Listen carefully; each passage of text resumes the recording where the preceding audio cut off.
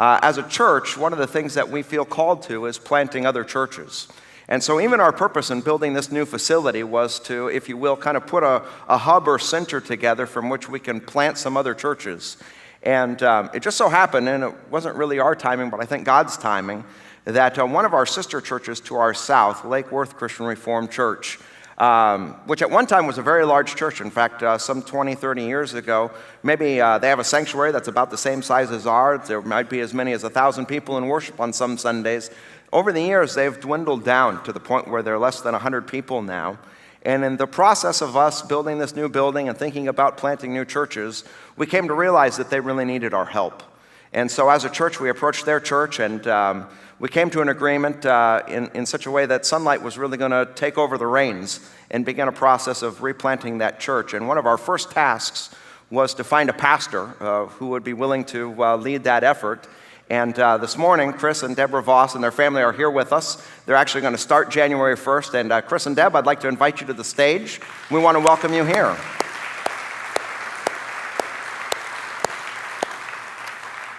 About 21 years ago now, Kris and Deb were called by God to plant a church in Indiana.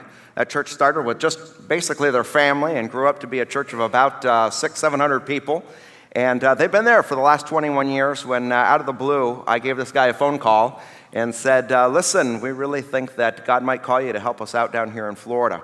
And I'll let Kris tell the story from there, but we're really glad that you're here. Want to welcome you and just give you the opportunity to introduce yourselves and talk a little bit about what God's laid on your heart. So welcome. Thank you, Scott. And it is a joy to be here. And I will always remember that day sitting in my office minding my own ministry when I got a call from this guy. And over the 20 years that I've served, Crossroads was the only church that I had ever served. And I'd received other invitations or opportunities to think about and never even considered it. And this time God nudged me and said, listen to this guy. And as I listened, I heard his vision and his heart for building the church, for bringing the good news of Jesus Christ to this community. And God did something in me over the next couple weeks and months. And I'm so grateful to be here. My wife, Deb, is with me. My 4 kids are over there. Wave your hands so they know where you're at. There. Drew and Colin and Krista and Keisha are with us this morning as well. And we just moved in maybe a week ago into our house. So this is all new to us. It's very strange to have warm weather at Christmas. It's just weird. It's a really good weird, but it's weird to have so much hot weather at Christmas. But as I learned Scott's vision, the elders, we met with them to hear your passion and your commitment as a church to bring the good news of Jesus Christ, to bring the light of God's grace to a community that desperately needs it.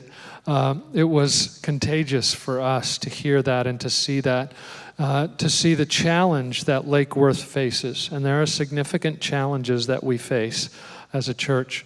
And some of you might not know this, but there was a day not so long ago when you were in a similar position as a church, small and just in the early stages of God's transforming work. And God has done an incredible thing here to transform this place, to reach so many people in this community.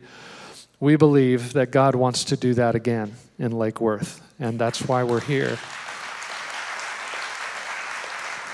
And he has filled me with an incredible hopefulness. I truly believe that God wants to do a work there.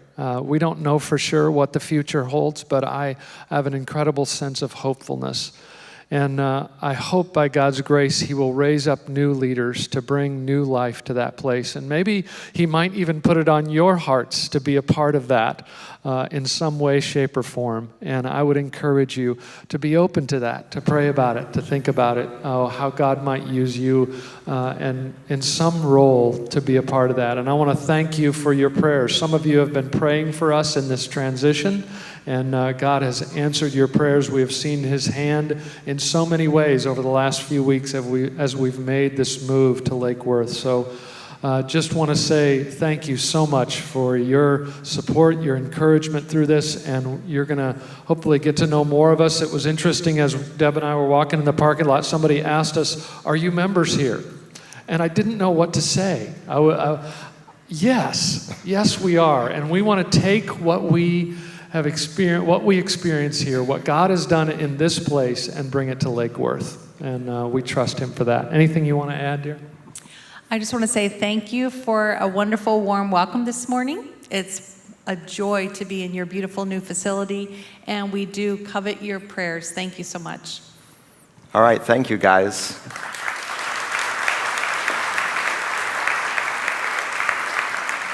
Let me just emphasize one point that Kris made. He offered an invitation. It's part of the vision of our church that as people come here, at some point, we'd like to challenge you to leave. And I think that's our vision with church planting. We'd like to gather people together and encourage you to leave, to go to another place. And it may be the case, and I know Lake Worth is a little bit of a distance, but I know that some of you travel farther than that for work every single day. Maybe God's putting on your heart to be a part of that. It's not going to be easy. There's a lot of challenges there, but I know that they could really use the help. And so if there are people here who would like to talk to them a little bit more, I encourage you to just even after the service, approach them and find out if that's something that God might be laying on your heart.